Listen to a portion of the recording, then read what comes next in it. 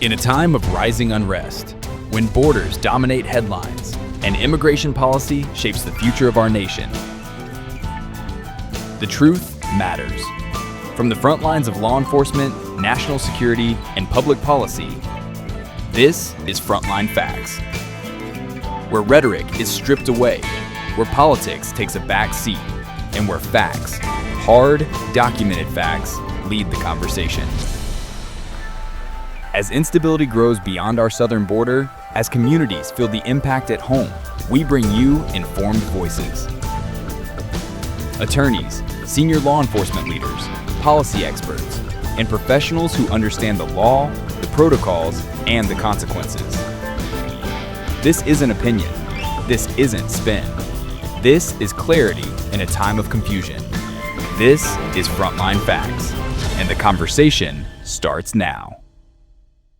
Welcome to Frontline Facts with Luisa Deason, where we correct the rhetoric on immigration issues and public policy. Today we bring a very special guest who knows very well all about the crimes in Harris County, what dangers lurk around the corner with the current status quo, and what happens if we lose our state. We may lose our country. She is running for the Republican GOP chair for Harris County. She is a Republican, a conservative, and someone who is a staunch believer in the rule of law. Cindy Siegel, welcome to the show. How are you? I'm doing great. Thanks for having me, Luisa. You're welcome. Well, let's kind of get a little bit of your background. Where are you from? What made you get to the point where you are today? And just kind of what your passion is. Well, I'm originally a farm girl from Northwest Kansas, but I've been in Harris County and Houston longer than I was in Kansas. But I came here for a job opportunity right out of school at Kansas State University, and I loved it, even the humidity. But I will take Houston weather over Kansas, gray and snowy and really super cold any day. But I moved here. It was late 70s, early 80s. The economy was great.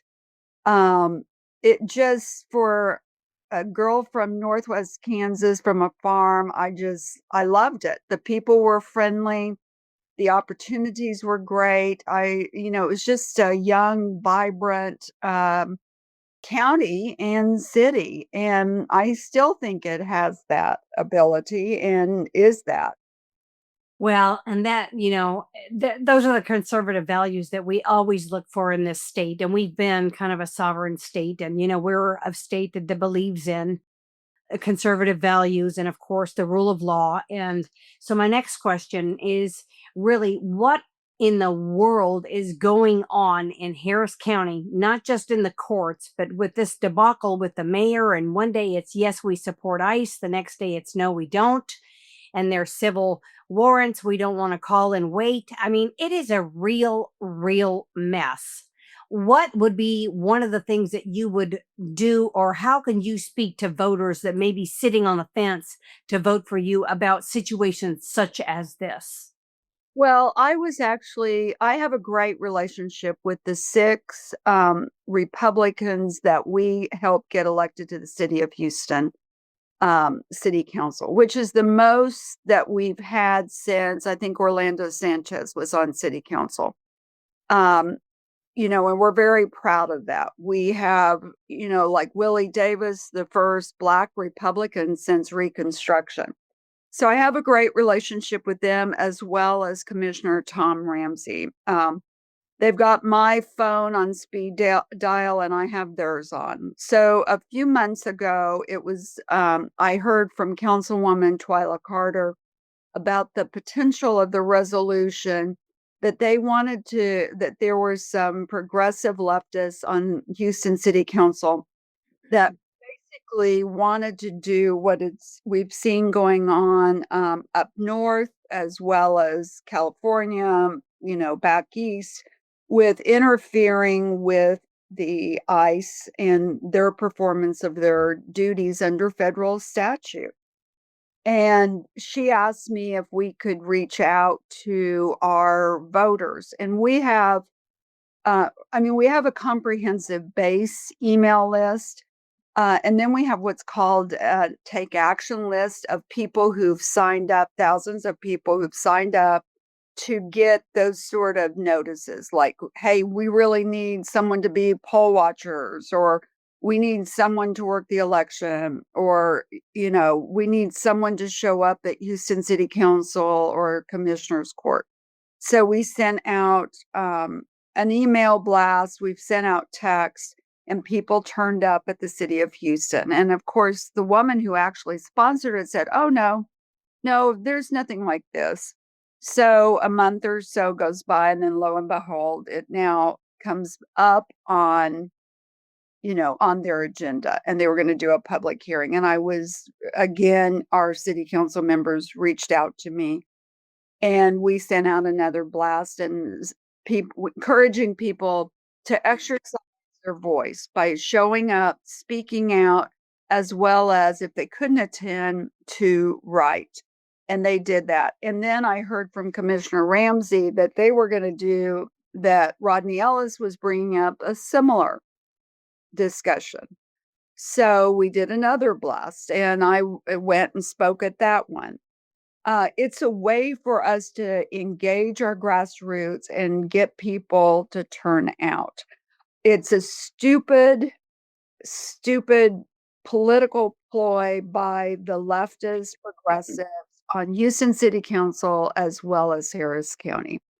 And Well, I and it certainly is the O'Donnell decree hasn't helped any of that situation. But having been ICE before, I come as former public affairs officer for not just the Immigration Service, but then later for DHS and for ICE. And it's incredibly frustrating to see the rhetoric today, because programs like 287G, although there weren't memorandums of understanding that were signed, there were agreements decades ago.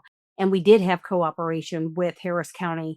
And to see all of that kind of dissolve, it just really creates a perfect storm for a situation like like we see in Minnesota and New York, and just the chaos and the lawlessness. And anybody telling us that the Harris County crimes have decreased is blatantly lying. Yes. Well, Luisa, and I'm not sure you're aware or your listeners aware, but I was mayor of Bel Air, which is an enclave, smack dab in the middle of Houston, for 8 years. And so I'm intimately familiar with working with the Bel Air police and the role that they have and how they work with the county, the sheriff's office, city of Houston, and federal agencies. And when I spoke at Commissioner's Court, for example, you're limited to 1 minute, but my message is simple. And I'm in Rodney Ellis's precinct, unfortunately. And I said, the message is simple. We're all safer when all of our law enforcement agencies can work together, coordinate their efforts, and do their job. I said, if you don't like the immigration laws, then change them. That's what our legislative branch is for. But otherwise, let them do their job. And, I saw it as Bel Air mayor. The fact is, if my citizens don't feel safe, they're probably not safe. And we've seen what illegal aliens have done, the people that they've murdered, they've raped. And, we already have a crime issue, period. And, my position, and as the Harris County GOP chair, we've had a message about, obviously we support law and order. We support our men and women in blue. But what it's about everyone deserves to be able to live in Harris County and Houston in a safe neighborhood, and the safer the neighborhood comes through all of our law enforcement agencies to be able to work together. It would be like a Category 4 hurricane coming in the Gulf and barreling down 45 to Houston, and us telling, Harris County saying, well, all the fire, all the EMS, that you're all on your own. I mean, it just doesn't make sense. And like you said, we saw what went on in Minnesota, Detroit. I mean, we've seen it where they've created the problem by hamstringing ICE agents' ability to do their job. Well, and oddly enough, the federal government doesn't take orders from city councils at local levels, and they certainly don't do it from the state. I appreciate the efforts that Governor Abbott has done in instilling that it's mandatory that everybody comply with the 287G. And I think there's such misinformation with that program. People don't understand that what we're asking for is for a law enforcement agency at local, state, and other federal to just simply cooperate. We can deputize 2 or 3 of your officers to ask the right questions. We're not asking them to do all of the work, but that work takes place in a confined and secure area, which is in the intake section of a jail. Yes, And by then exactly. releasing these individuals with a no bond, or they bond out, or they're part of that release as felons that are a danger to society. I believe that the statistics say that there's over 1,250 murderers and capital murder suspects walking around with open warrants that haven't even been served. And then you make the system worse by not complying with who's a threat to society, who's a flight risk, et cetera, et cetera. It's a real mess. It is a It, real it, mess. it's a huge mess. And again, it's the law. You don't like the laws, then contact your legislators and tell them to change the law. But, you can see under Biden, for all the rhetoric, they didn't do anything. They didn't initiate any laws to improve it. Instead, they had the leftist progressive part of the Democrat Party. Their goal has been to open the borders, and basically they're buying votes. Come to America, get all these things for free, and then vote for the Democrat Party. And that's the thing I think that's so frustrating. I mean, we've had my parents helped a young woman who was a foreign exchange student when my sister was in high school. She was from Nicaragua, and then she went back, and her dad had been like mid-level bureaucrat, and then they had overthrew the government. So my parents worked with the Red Cross. They sponsored her. They helped put her through college. It took her 10 years, 12 years to become a citizen. Is it fair to someone who just walks across the border to get benefits, to have basically better opportunities, all this, free phone, et cetera, than someone who waited in line and followed the law? Yeah, and it's different. People just don't understand that the visa categories, there's a number specified to each country. But the bigger problem is what Biden let in. And I want to focus on that because that still is kind of tied to all the community security. We have terrorists among us. We have terrorist cells waiting to just activate. I interviewed an FBI expert on terrorism that I've known for 30 years. Now he's retired, but he specializes in terrorism. One of the things that he told me was that they're recruiting American citizens, that they consider the Democrats the dumbest party that they can brainwash.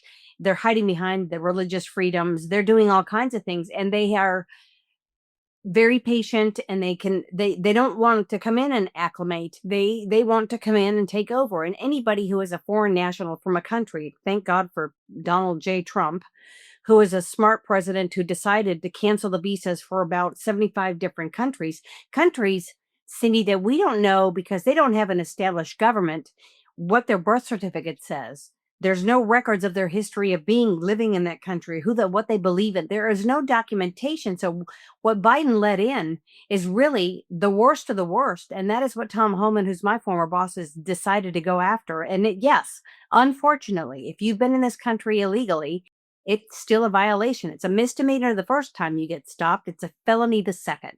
But we have a revolving door that took place, and we had never seen the numbers we saw coming through the southern border in the last 4 years. And it is alarming what we have and what we have to clean up today. And Now, like you said, Louisa, what we don't know. exactly. I mean, that is huge. And then, I'm a mother of 2 millennial daughters. And one of them lives in New York, and she's actually transferring back here to Houston. The other lives in Houston, which, yay, because I worry exactly what you're talking about. I was this news this morning. They were talking about the demonstrations anti-ICE in Brooklyn. My daughter lives in Brooklyn, and I'm thinking, oh crap, her and her boyfriend were out walking around this weekend. I worry about her. She takes the subway to work. I mean, I want her It's home. crazy. It's very And dangerous. I want Harris County to be a safe place so my daughters have that future.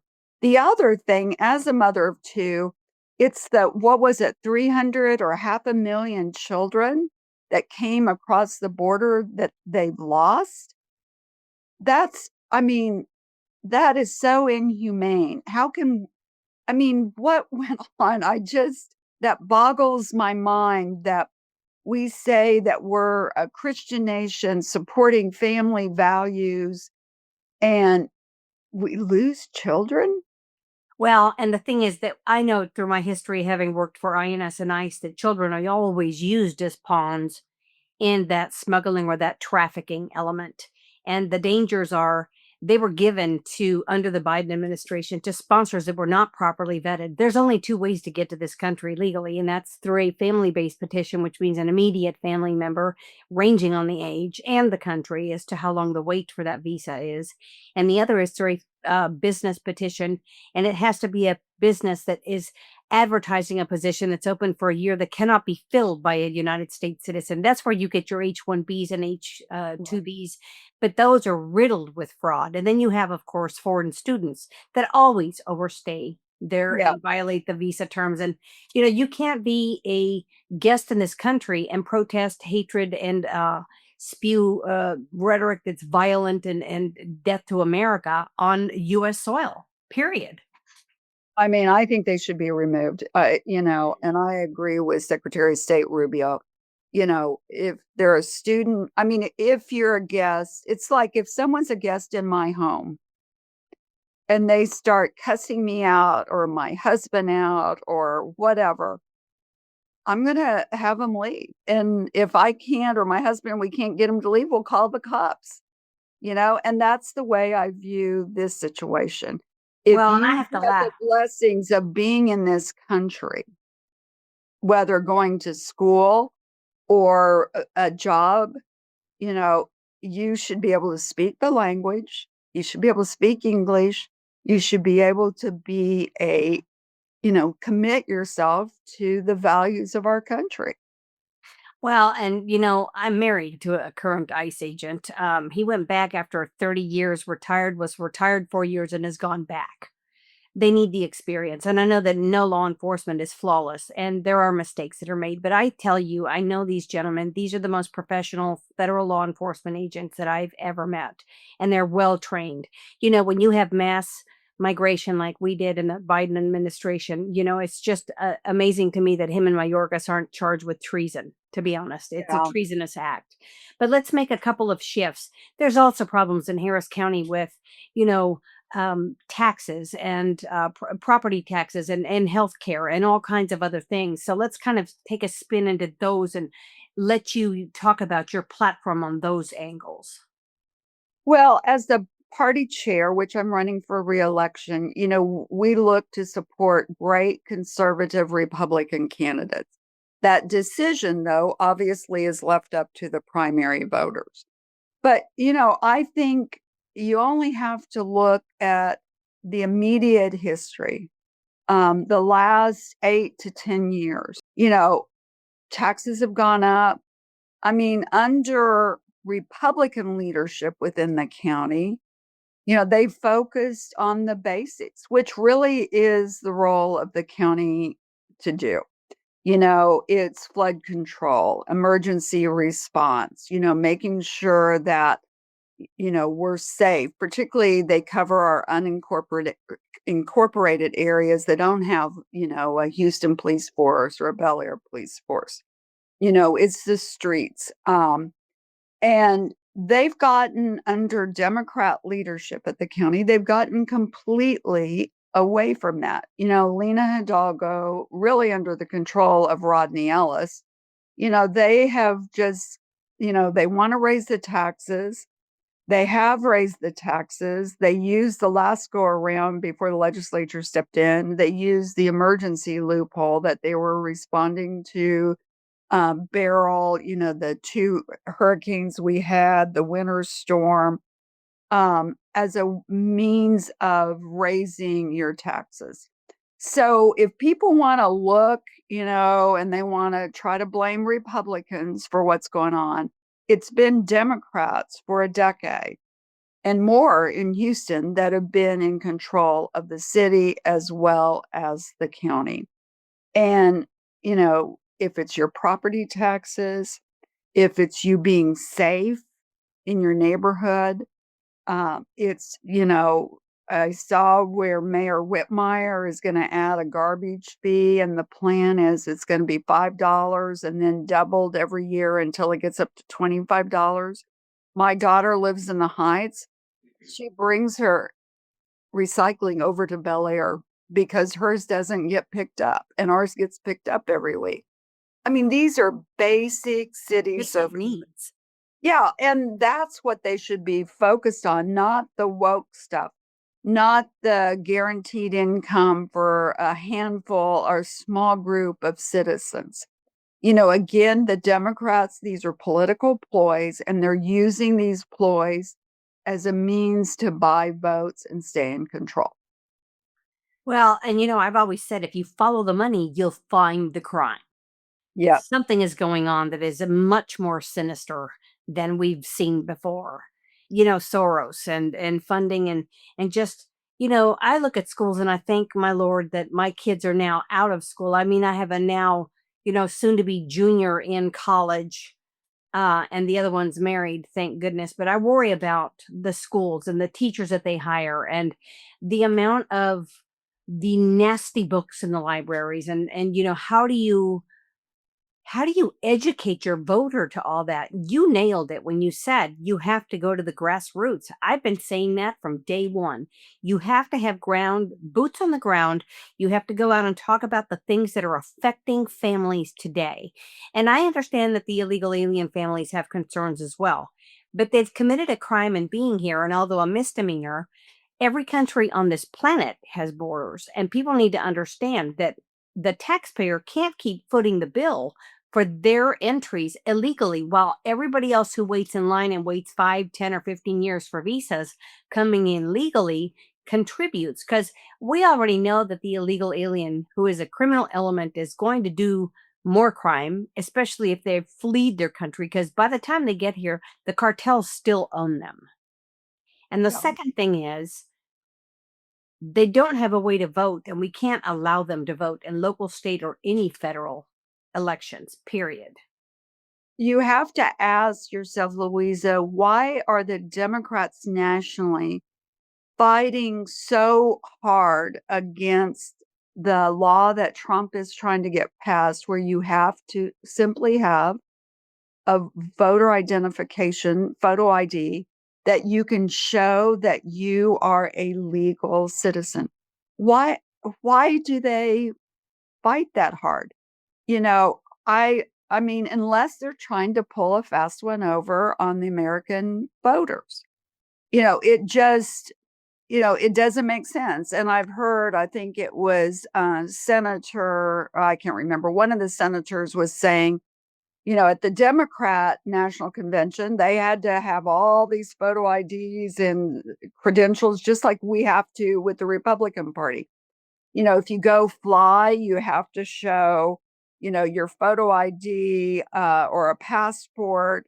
It's just everything. You want to open a bank account, you got to prove that.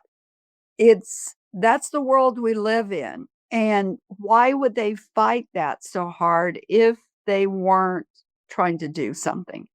Well, And we it's see like it at the polls. common sense has left the building entirely, is what's Yes. happening.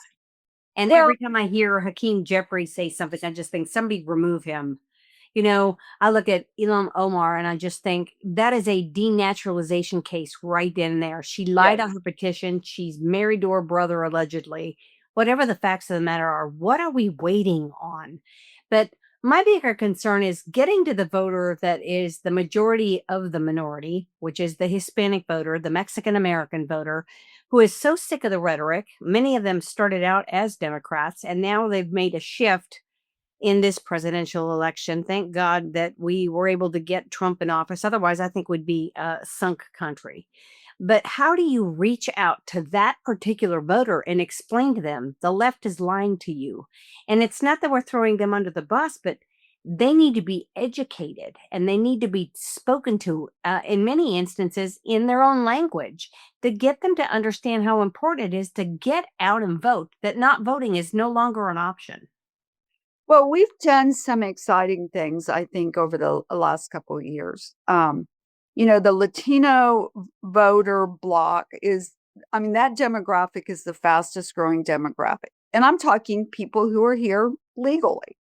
Um, and we saw in 24 the support for Donald Trump. Commissioner Precinct 2, which is Adrian Garcia's precinct. He's as a Democrat, as you know. But that precinct, which is predominantly Hispanics, voted for Donald Trump. So I'm a CPA and I've got clients who are Hispanic and who are Republican Hispanic, and we have these conversations. I think there has always should have been an alignment between the Republican Party, because we believe in faith, family, and freedom, with the Latino voter, because they're huge on the family values. They're huge on, wanting freedom and also a spiritual belief. So we started a few years ago, leading into 24 election, what we called community conversations. And it's not just the Latino areas, but going into areas that the Republicans, it's not a predominantly Republican area. Going into the Fifth Ward, going into Rodney Ellis or Sylvia Garcia's area, and not doing a hardcore, rah, rah, rah, get out the vote, but we text the voters. And then we brought in like our city council members or our commissioners. And then we bring in some of our candidates. Like we brought in Dan Simons because he was running for DA. We brought in Mike Knox, who'd been a Houston city council member and was running for sheriff. And leading up to 24, we talked about crime. And the goal is to engage those communities, to do more of a soft sell about the Republican Party, that we're not just this group of old white people sitting in a country club drinking martinis, that we are the party of the workers, and talking about those values and talking about the importance of safe neighborhoods. Last year, you mentioned education. We started because we knew the school voucher program was going to be out there. We started bringing in experts and again, going into these neighborhoods. And, I would tell you that it's not just the Latino voter. I was in a meeting last week or the week before with conventions of states. Leadership was in town, and there were some Black Republican business leaders. And I asked about reaching the Black voter. And one gentleman said, Cindy, I think they're no longer you can't assume that they're automatically in the Democrat side of the equation. He said, because the Democrat Party hasn't done anything. They're tired and he said, it comes down to everyone wants a hope for a better future. That is the Republican Party. And that's what I've told people out on the campaign trail. I've been saying it since I was chair. I think Donald Trump recognized back in 2016 that people, the common average Joe Blow or Cindy Blow, that I consider myself that they felt like the government, the swamp, it was all about elitists, left elitists, but that the government had forgotten just the average hard worker that wants to be left alone and wants to be able to raise their family in a safe environment, offer opportunities for their kids better than they had. And he recognized that. And that's what we, for the last 5 years, have focused on. And those are local issues. Are you? Well, I'd love to talk to you offline about that because, I still have a lot of clout in the immigrant community. A lot of people still know that I was a former Telemundo reporter and a spokesperson for the Immigration Service, and they sometimes will listen to me and they listen intently. And it's the older crowd that is teaching the younger crowd on how to vote. And one of the things and one of the reasons why I started this podcast was to be able to get people like yourself to speak the truth and to be able to tell and guide people how to get out there and how to help. A no vote is not an option anymore. And we Well, have I'd to get to love, the younger vote. yes, I'd love to speak to you about it. We also formed last year a Latino Leadership Council. And there's a lot of groups like you and I were at Menudo Club on Saturday that are grassroots groups that have just organically come about. Listen, we're going to have to cut over to a commercial break real quick because we do have sponsors we want to highlight. Thank you for waiting.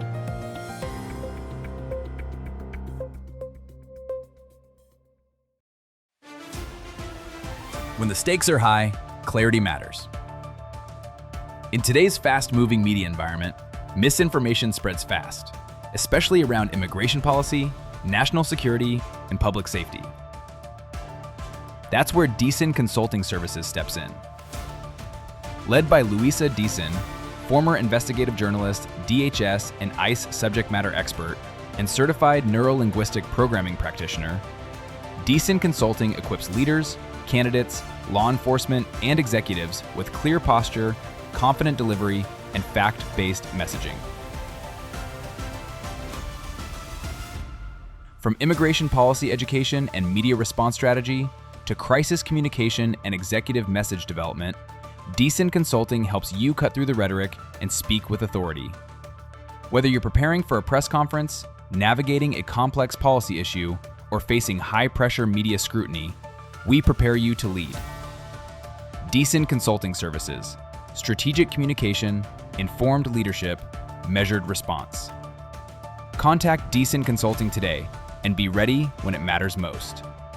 Call today 832-244-2488 or email Luisa at DeasonConsultingServices.com.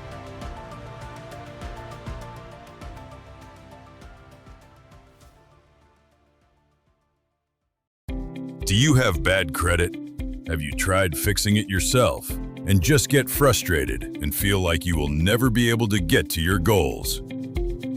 If credit scores determine what you buy and at what cost, then does it not make more sense to actually hire the big dogs to save you money long term? At Deason's Credit Restoration Services, they have a group of certified and licensed credit attorneys, also versed in consumer protection laws, who do all the work on your behalf to permanently eliminate those negative and derogatory items affecting your credit scores.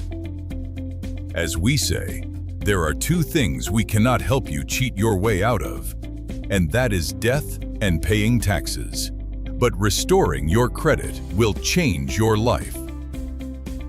Please contact Deason's Credit Restoration Services by calling 832-244-2488. Don't wait. Rates are not going down, but your credit scores will go up.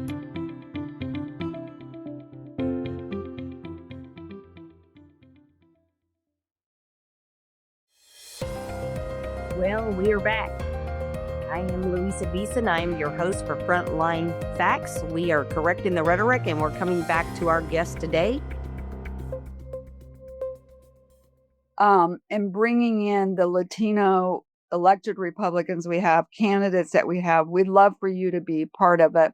But to coordinate our efforts, we're getting ready to do a poll focused on the Latino voter in some of our big target areas, races like Richard Vega and Precinct 2, as well as across the county.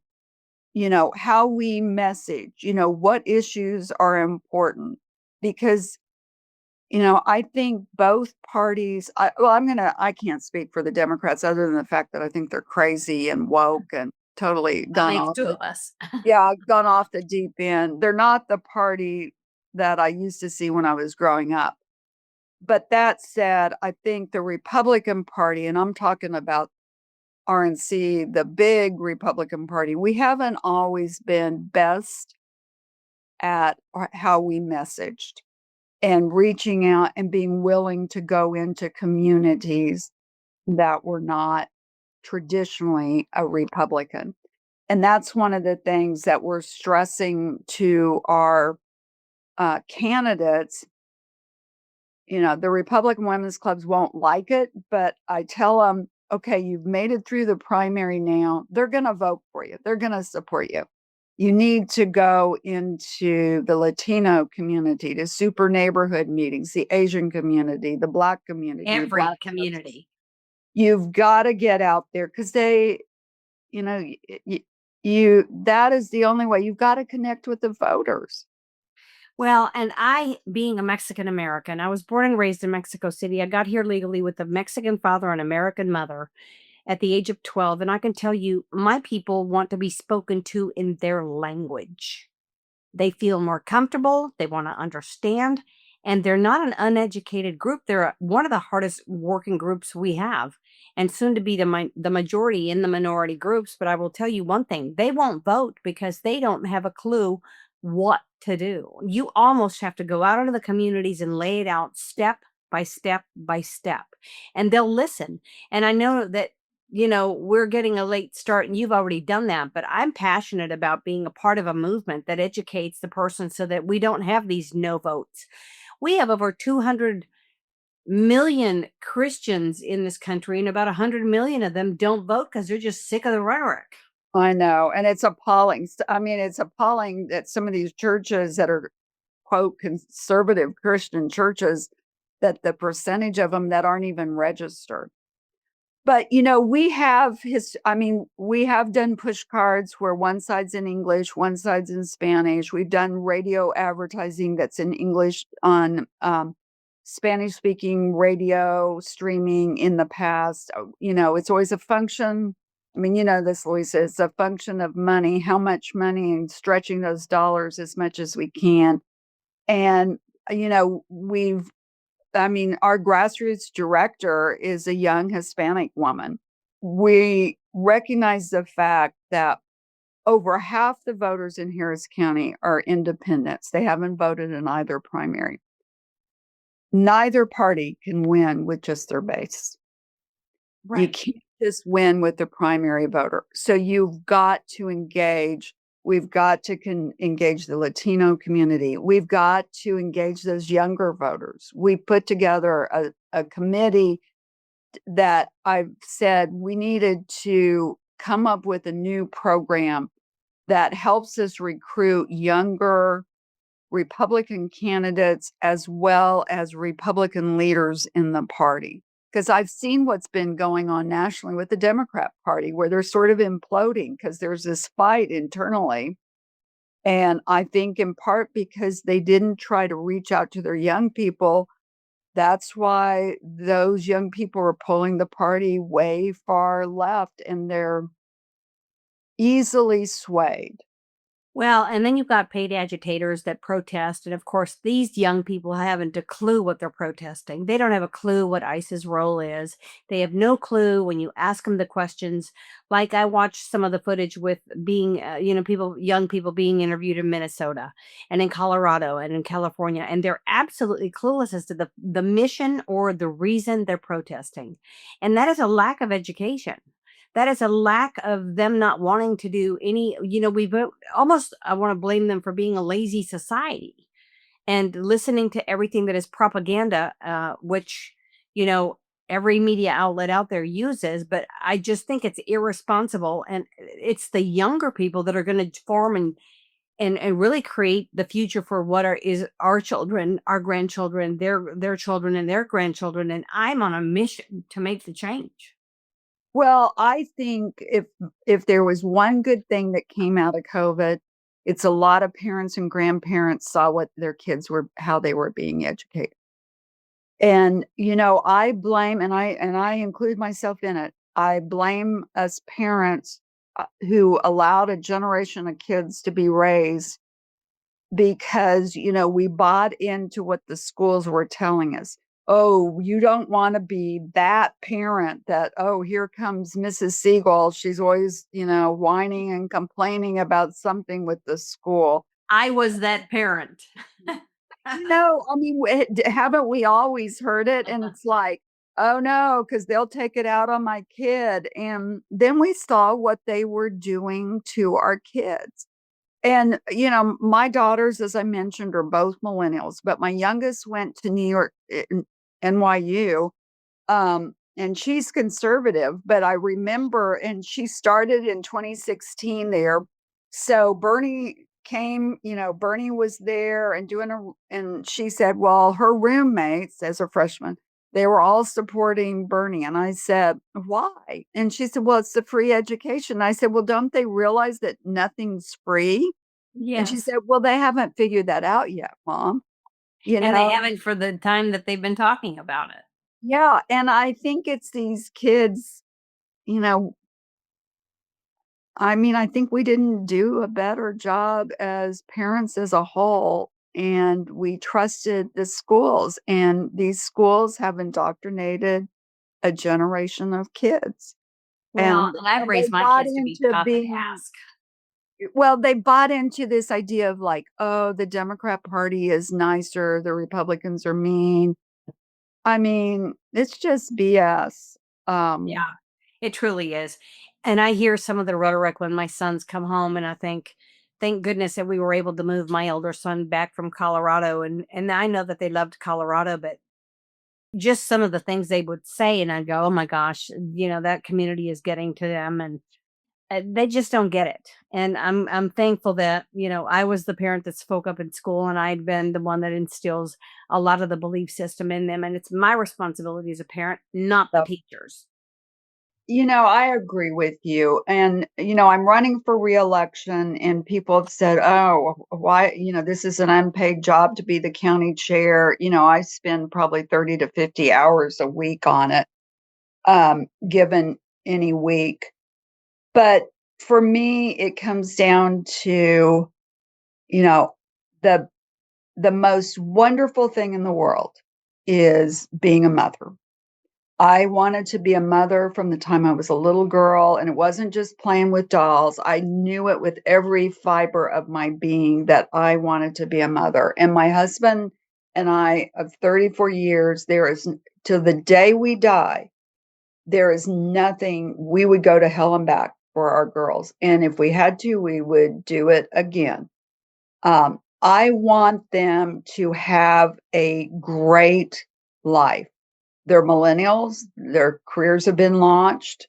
The oldest is getting married, so hopefully grandchildren are not far behind. The youngest is moving back, and I expect her to be married in a couple years.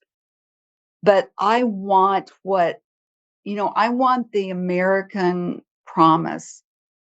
Every generation, my parents were so proud of the fact that that they were able to help. They didn't pay for it all, but they helped put their three kids through college. And the young woman I said that was from Nicaragua, when they got her back into the country and sponsored her, they helped put her through college because they didn't have that opportunity.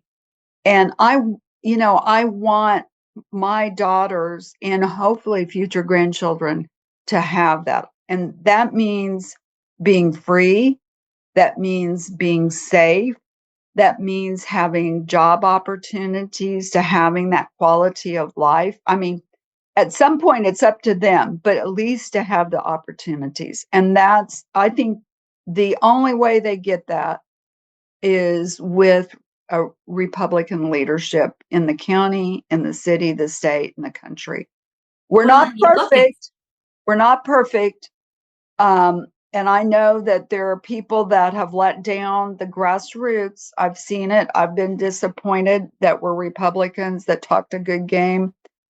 But we're in a fight for the soul of our country. And we that's are. why I'm running for reelection again.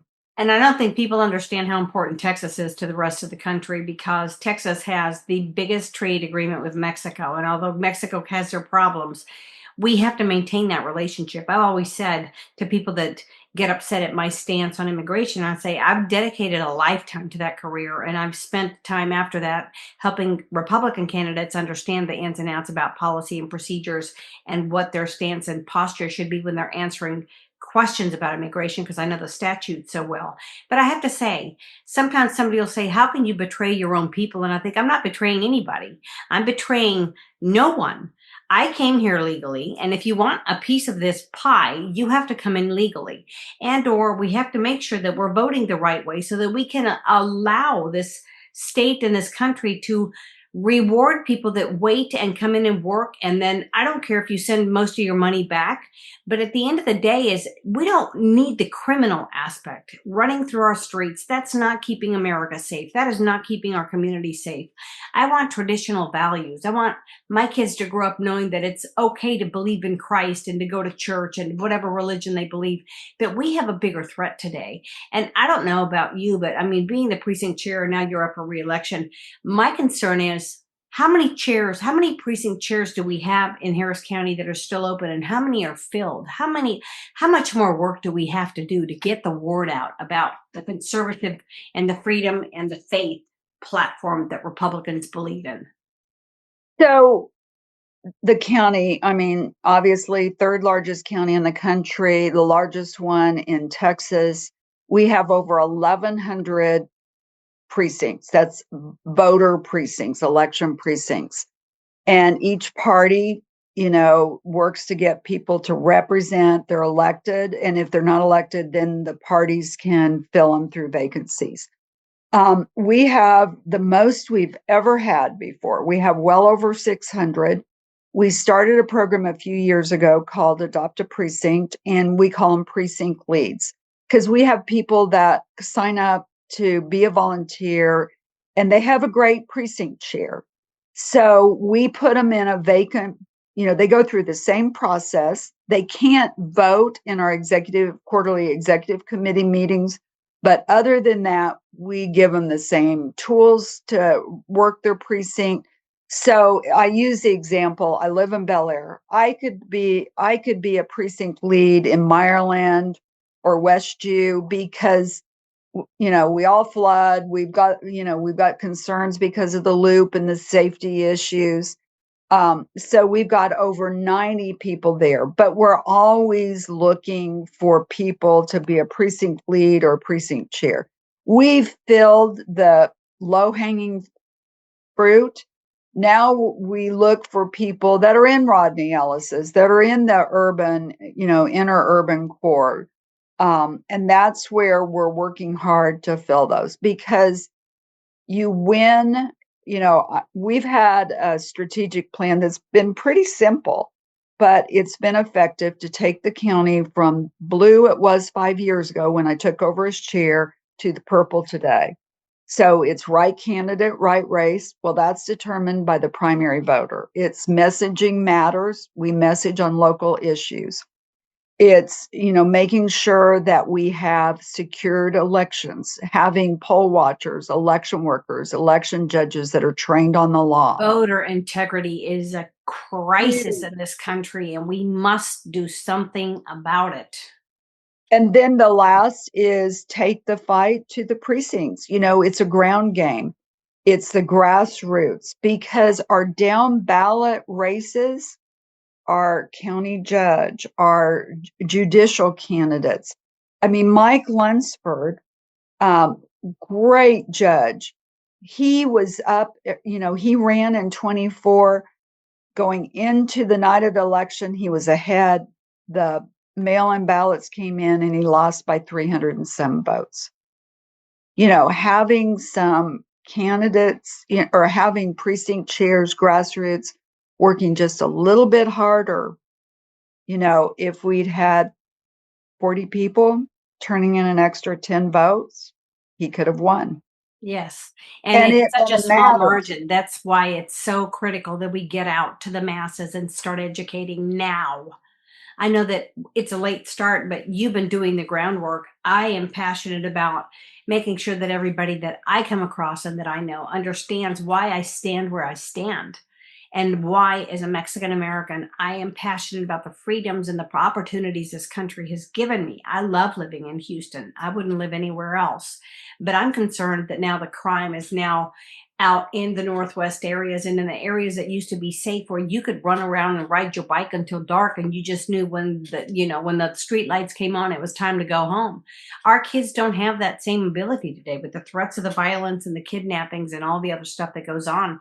It is nuts to think that the Democratic Party continues to defend criminal aliens and criminals in this country. It is beyond any comprehension I'll ever have. Well, and the fact that, they give more rights and stand up for the criminals than they do victims or the victims' families. I mean, and this is where I've said that sometimes I think the Republican Party, and I'm talking nationally, but we've always said we back our men and women in blue. That is truthful, but what it means is we're talking about safe neighborhoods.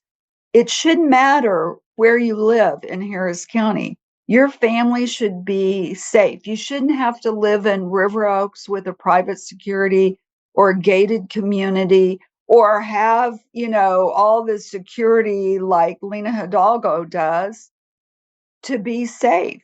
My millennial daughters should be able to go out for drinks in the Heights and be safe on a Friday night. What they were shooting not too long ago of a woman that was walking down the street. I mean, those scary situations. And we should demand that. We should demand that no matter who's in control. But the only ones who really understand it, I think, are the Republican Party and our electeds. And I tell people that, from our grassroots, our party, even if you don't know every Republican candidate on that ballot, because it is the longest ballot in the country, I can guarantee the Republican candidates are better than the Democrat candidates. By far. They're all about the woke leftist, agenda. And like I said, like we talked about earlier in the hour, the fact that Houston City Council, a leftist socialist a new member of the Houston City Council, all of a sudden it became a big issue with ICE. That was a political ploy. They were contradicting, they were coming out and trying to change the law, which the state changed back in 2017. Yeah. And so it hasn't been an issue for 9 years? But and what's funny is the same immigration laws haven't changed in 35 years. And the same people that might have been working as agents for the old INS agency are still guys that are now soon to be retiring out of ICE. So it's not a whole bunch of, yes, they've had mass hirings, but they're sending the trained agents out with the newbies into the neighborhoods that are of greater concern. I mean, it's just ridiculous to think that it was okay to work with HPD. I mean, the example I give people is this, and I know it'll resonate with you. If you have a murder suspect in Tennessee and you work for one of the local law enforcement agencies and you have a bolo out and intelligence tells you someone has arrested that person that's wanted here, and they reach out to you and say, we need to make arrangements to transfer that suspect, they would move on it quickly. But because it's ICE, they don't want to do it. But they'll work with FBI. They'll work with everybody else. I just think it's ludicrous. It's absolute absurdity is what it is. Well, it makes us all less safe, period. Exactly. The better coordination, and I saw it when I was mayor of Bel Air, the better the coordination between all the agencies, all the law enforcement agencies, the safer we all are. And that's not only the police and sheriffs. I mean, it's our first responders, whether it's the fire or the EMS. We're all safer when there's better coordination. If Bel Air had a high-rise fire and couldn't rely upon our interlocal agreement with the city of Houston, we'd be in a difficult spot. If there's car accidents up on the loop at 610 and 59, which is in the city of Houston, if Bel Air police and EMS couldn't respond, there'd be people that would lose their lives. Yes. Because we're normally the first ones on the scene. it's a safer community when you can have those interlocal agreements and work together. And that's true between federal as well as local. Absolutely. But as we, you talked about the party and the state and the county. I'm a numbers person. So the census in 2020, where first off, Harris County is almost 20% of the state's vote. And in 2020, the counties that were losing population were the rural communities. And you don't have to be a numbers person, Luisa, to know that as the rural communities, which have carried the state for Republicans, as they decline in population and the urban areas grow in population, that if we don't elect Republicans, if we're not reaching out to those independents and light Democrats to get them to come over to our side and vote for our electeds, we will lose the state. And if we lose Texas, so goes the country. You're right. And You're it's 100% correct. numbers. It's just a matter of time. Maybe not in 2 years, maybe in 10 years, but that's what will happen. And Harris County is the only large urban county in the state that is purple. All the others have gone blue. And that's exactly why we do what we do. Exactly why we do what we do. I want a safer future for my children and their kids as well. And that's who I'm It's fighting for. When basic. people ask me, "Are you afraid to speak the truth?" and I say no, and they'll say, "Well, are you afraid of losing your life?" Well, nobody wants to lose their life, but I'm going to sit here and fight to the death for a better future for my children and those of other parents' children and grandchildren. And we need to make sure that we don't sink this country. Socialism is something that is people, I just can never understand how somebody who's young can sit back and go, "Yeah, I voted for that." And you think, you know nothing about it. You wouldn't survive 5 minutes in the country that you're complaining about or that you're protecting when you're protesting on a college campus. There are terroristic countries that are not, shouldn't ever be allowed in the United States. And to have paid agitators that are young and clueless promoting that is just absolute insanity to me. Well, it's like, and I'm a product of the 70s. And I said that the left took over the women's right movement because it really was about opportunities for women and women being able to compete in sports, have equal opportunity there. But it's like the young women who go and they're like, oh, they're like they're standing up for Palestinians, and you're just like, yeah, I mean, it's like, okay, you go over there and live in Iran. Let's see how much opportunity you would have. I mean, it boggles the mind. And from my standpoint, again, I'm like you as a mom. My father was 19 and signed up to fight in World War II. And he married my mom a year later. They had no kids, but he was fighting for this country because he believed, because that was the way he was raised. He believed in that. And he was fighting for the family that he and my mom wanted to have. How can I not fight for my kids? That's right. I want Every that parent should fight for future. their children. It's basic. And our county and our state and our country for sure are worth the fight. Yes, absolutely. Well, we're come to the final portion of our show. Is there anything that you want to say, a last thought? How can people find you online? Where can they get information about what you're running for and how to help? If you have a website or if you have something you want to mention, let's mention that now. We'll want to make sure people know where to go to find your information and connect with some of the groups that you're helping. Well, my campaign account, my website is www at, it's Cindy Siegel for chair, SIEGEL for chair.com. The number 4. Yeah, no, it's the word spelled out, Okay. FOR. And I would also encourage them to sign up for the newsletter. We tried at harriscountygop.com. because they can sign up for our newsletter. We try not to inundate them with just stuff donate all the time. They also can sign up specifically for various newsletters, a military newsletter for our veterans, the Take Action if they want to hear, like if we're doing a rally, like we did a Trump rally right before 24. So that's a great way to stay informed about what the local party's doing. We actually are kicking off the joint judicial campaign. Our judicial candidates, they rise together, they fall together. They've got restrictions that other candidates don't have. And we have one this Thursday. So if they go to our website, the kickoff for their campaign, they put their money, there's a separate bank account through the party, and they campaign together. And that's a way that it helps our judicial candidates. Well, I'd love to attend that if possible. I'm getting, I've become more and more involved with the more I find out about how dangerous the Democratic Party or the liberal Democratic Party that is lunatic today is really poisoning our youth. I would really want to be a part of more of the Republican stuff going on.